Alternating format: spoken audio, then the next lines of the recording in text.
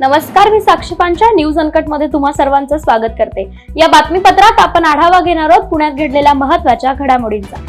विधानसभा निवडणुकीच्या निकालाला काही तास बाकी असतानाच पुण्यातील कोथरूड विधानसभा मतदारसंघातील भाजपचे माजी प्रदेशाध्यक्ष आणि वजनदार नेते चंद्रकांत पाटील यांच्या बॅनर्सची चर्चा सुरू झाली आहे। चंद्रकांत दादांच्या विजयाचे बॅनर्स कोथरूड मतदारसंघामध्ये लागले असून याचं सोशल मीडियावर फोटो आणि व्हिडिओ व्हायरल होत आहेत। कोथरूड मतदारसंघामध्ये भाजपकडून चंद्रकांत पाटील, शिवसेना ठाकरे गटाकडून चंद्रकांत मोकाटे आणि मनसेचे किशोर शिंदे अशी तिरंगी लढत होती।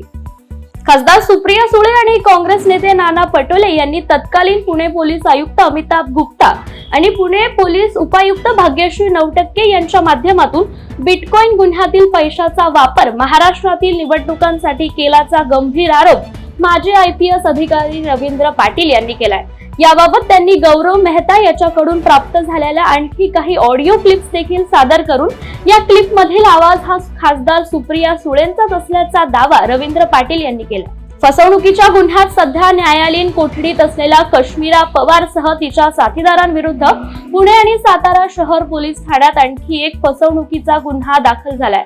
भारतीय संरक्षण मंत्रालयातील टेंडर देण्याचे आमिष दाखवून आपल्या वडिलांच्या पुण्यातील मित्रांना तिने 15 कोटींनी गंडवल्याचं समोर आलंय।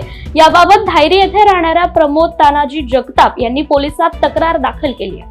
मावळ तालुक्यातील प्रसिद्ध गाडा मालकाचा दोरीने गळा आवळून दोघांनी खून करून खंडणीसाठी हा गुन्हा झाल्याचा बनाव आरोपींनी रचला। पुरावा नष्ट करण्यासाठी त्यांनी मृतदेह हा जाळला।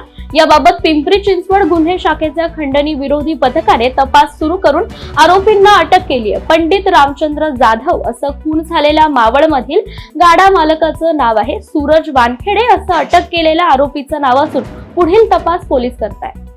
पुण्यातील वानवडी भागात दहशत पसरवण्यासाठी टोळक्याने वाहनांची तोडफोड करत एकाला जीवे मारण्याची धमकी दिली आहे। या प्रकरणी मयूर गायकवाड यांनी वानवडी पोलीस ठाण्यात फिर्याद दिली असून पोलिसांनी टोळक्याचा तपास सुरू केलाय।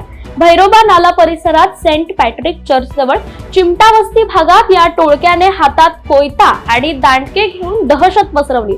तसेच या भागातील कार, रिक्षा, टेम्पो, दुचाकींची दांडक्याने तोडफोड करून येथील रहिवाशांना धमकावून आरोपी मात्र पळून गेले। संकटग्रस्त श्रेणीत असणारा तणमोर म्हणजेच लेझर फ्लोरिकन हा दुर्मिळ पक्षी नुकताच पुणे जिल्ह्यातील भिगवण लगतच्या माळरानावर आढळून आलाय।